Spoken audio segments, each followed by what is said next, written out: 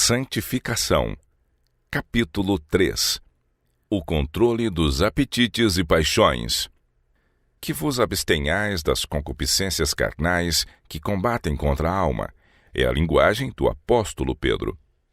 Muitos consideram este texto como uma advertência unicamente contra a licenciosidade, mas ele tem um significado mais amplo. Proíbe toda satisfação prejudicial do apetite ou paixão.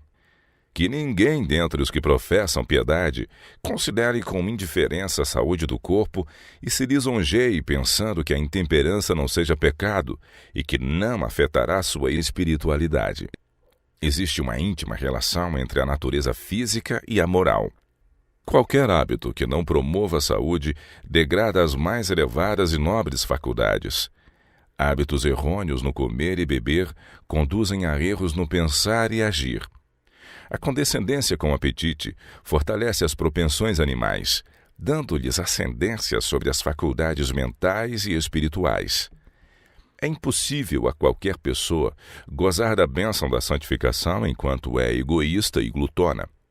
Muitos gemem sob um fardo de enfermidades por causa de hábitos errôneos no comer e beber, os quais fazem violência às leis da vida e saúde.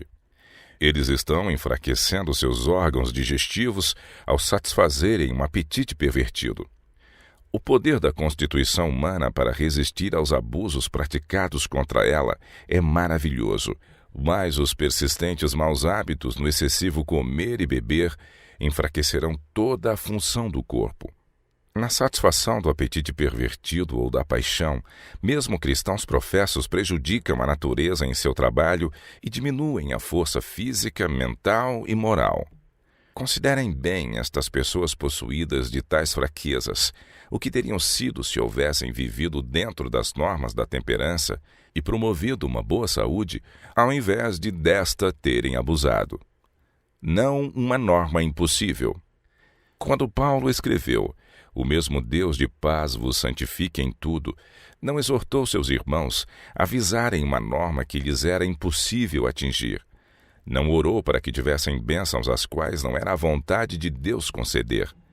Ele sabia que todos os que hão de estar preparados para encontrar a Cristo em paz precisarão possuir um caráter puro e santo. Todo aquele que luta de tudo se abstém. Eles o fazem para alcançar uma coroa corruptível, nós, porém, uma incorruptível. Pois eu assim combato, não como batendo no ar. Antes subjugo meu corpo e o reduzo à servidão, para que pregando aos outros eu mesmo não venha de alguma maneira a ficar reprovado. Não sabeis que o vosso corpo é o templo do Espírito Santo que habita em vós, proveniente de Deus e que não sois de vós mesmos? Glorificai, pois, a Deus no vosso corpo e no vosso espírito, os quais pertencem a Deus. Oferta imaculada. Outra vez escreve o apóstolo aos crentes: "Rogo-vos, pois, irmãos, pela compaixão de Deus, que apresenteis os vossos corpos em sacrifício vivo, santo e agradável a Deus, que é o vosso culto racional." Específicas determinações haviam sido dadas ao antigo Israel para que não fosse apresentado a Deus nenhum animal defeituoso nem doente. Unicamente o mais perfeito deveria ser escolhido para este fim. O Senhor, por meio do profeta Malaquias, reprovou seu povo muito severamente por se haver desviado destas instruções.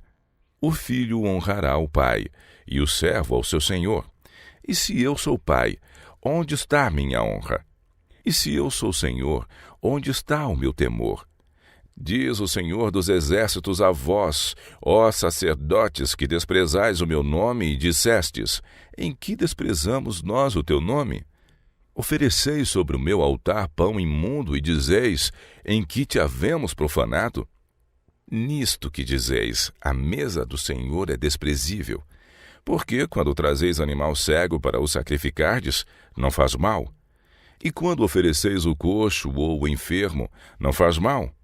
Ora, apresenta-o ao teu príncipe, terá ele agrado de ti? Ou aceitará ele a tua pessoa? Diz o Senhor dos Exércitos: "Vós ofereceis o roubado e o coxo e o enfermo, assim fazeis a oferta. Ser-me-á aceito isto de vossa mão? Diz o Senhor." Embora dirigidas ao Israel antigo, estas palavras contêm uma lição para o povo de Deus de hoje. Quando o apóstolo apela a seus irmãos para apresentarem seus corpos em sacrifício vivo, santo e agradável a Deus, expressa os princípios da verdadeira santificação. Esta não é uma teoria, uma emoção ou uma forma de palavras, mas um princípio vivo e ativo que entra na vida diária. Ela requer que nossos hábitos de comer, beber e vestir sejam tais que nos assegurem a preservação da saúde física, mental e moral, a fim de que possamos apresentar ao Senhor nosso corpo não como uma oferta corrompida por hábitos errôneos, mas um sacrifício vivo, santo e agradável a Deus. Estimulantes e narcóticos. A admoestação de Pedro para que nos abstenhamos das concupiscências carnais é a mais direta e enérgica advertência contra o uso de tais estimulantes e narcóticos como o chá, café, fumo, álcool e a morfina. Estas condescendências podem muito bem ser classificadas entre os apetites que exercem uma influência perniciosa sobre o caráter moral. Quanto mais cedo se formam estes hábitos prejudiciais, tanto mais firmemente eles prenderão sua vítima em escravidão ao vício e tanto mais certamente haverão de rebaixar a norma da espiritualidade. O ensino da Bíblia fará apenas uma fraca impressão sobre aqueles cujas faculdades estão entorpecidas pela satisfação própria. Milhares sacrificarão não somente a saúde e a vida, mas sua esperança do céu, antes de intentarem lutar contra seus próprios apetites pervertidos. Uma senhora que por muitos anos professara estar santificada fez a afirmação de que se precisasse renunciar seu cachimbo ou o céu, haveria de dizer: adeus, céu, não posso vencer meu amor ao cachimbo. Este ídolo havia sido entronizado no coração, deixando para Jesus um lugar inferior. Contudo, esta mulher professava ser inteiramente do Senhor. Concupiscências que combatem contra a alma. Onde quer que possam estar, aqueles que estão verdadeiramente santificados haverão de elevar a norma da moral, conservando corretos hábitos físicos e, como Daniel, apresentando aos outros um exemplo de temperança e renúncia. Cada apetite depravado se torna uma concupiscência belicosa.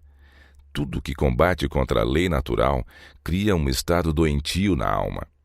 A condescendência com o apetite produz um estômago dispéptico, um fígado entorpecido, um cérebro anuviado, e assim perverte o temperamento e o espírito do homem. E estas faculdades debilitadas são ofertadas a Deus, que recusava aceitar as vítimas para o sacrifício, a menos que fossem imaculadas. É nosso dever manter nossos apetites e hábitos de vida em conformidade com a lei natural. Se os corpos oferecidos sobre o altar de Cristo fossem examinados com um acurado escrutínio a que se sujeitavam os sacrifícios dos judeus, quem seria aceito? Com que cuidado devem os cristãos regularizar seus hábitos, a fim de poderem preservar o vigor todo de cada faculdade para o uso no serviço de Cristo. Se queremos ser santificados moral, física e espiritualmente, precisamos viver em conformidade com a lei divina. O coração não pode manter consagração a Deus enquanto os apetites e paixões são satisfeitos à custa da saúde e da vida. Aqueles que violam as leis das quais depende a saúde deverão sofrer a penalidade. Eles têm de tal modo limitado suas capacidades em todo sentido que não podem devidamente desempenhar seus deveres para com os semelhantes e assim deixam totalmente de atender aos reclamos de Deus. Quando a Lord Palmerston, premier da Inglaterra, foi pedido pelo clero escocês para designar um dia de jejum e oração, a fim de livrar o país da cólera, respondeu com efeito: limpai e desinfetai vossas ruas e casas, promovei a limpeza e a saúde entre os pobres e providenciai para que tenham abundância de bom alimento e vestuário, e executai corretas medidas sanitárias em geral, e não tereis nenhuma ocasião para jejuar e orar. Tampouco o Senhor ouvirá vossas orações, enquanto estas suas precauções permanecerem desatendidas. Diz Paulo: purifiquemo-nos de toda a imundícia da carne e do espírito, aperfeiçoando a santificação no temor de Deus. Ele apresenta para vossa animação a liberdade desfrutada pelos verdadeiramente santificados. Portanto, agora nenhuma condenação há para os que estão em Cristo Jesus, que não andam segundo a carne, mas segundo o Espírito. Ele ordena aos Gálatas: andai em espírito, e não cumprireis a concupiscência da carne. Então, nomeia algumas das formas das concupiscências carnais: idolatria, bebedices e coisas semelhantes a estas. E depois de mencionar os frutos do Espírito, entre os quais está a temperança, acrescenta: e os que são de Cristo crucificaram a carne com as suas paixões e concupiscências. O fumo. Tiago afirma que a sabedoria que é do alto é primeiramente pura. Se ele houvesse visto seus irmãos usando o fumo, não teria denunciado essa prática como terrena, animal e diabólica? Neste século de luz cristã, quão frequentemente os lábios que tomam o precioso nome de Cristo são sujados pelo sarro do fumo e a respiração poluída pelo mau cheiro. Certamente a alma que pode usar tal imundícia deverá também ser poluída.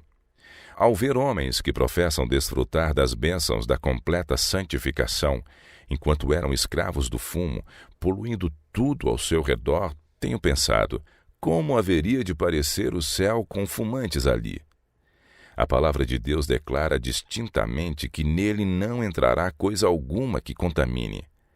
Como, pois, podem aqueles que condescendem com este hábito imundo esperar achar entrada ali? Homens que professam santidade oferecem um corpo sobre o altar de Satanás e queimam incenso de tabaco à sua majestade satânica. Parece severa esta afirmação? Certamente o sacrifício é oferecido a alguma divindade.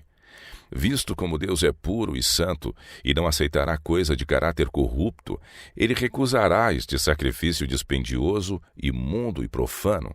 Portanto, concluímos que Satanás é quem reclama essa honra. Jesus veio para salvar o homem das garras de Satanás. Veio para livrar-nos pelo sangue de seu sacrifício expiatório.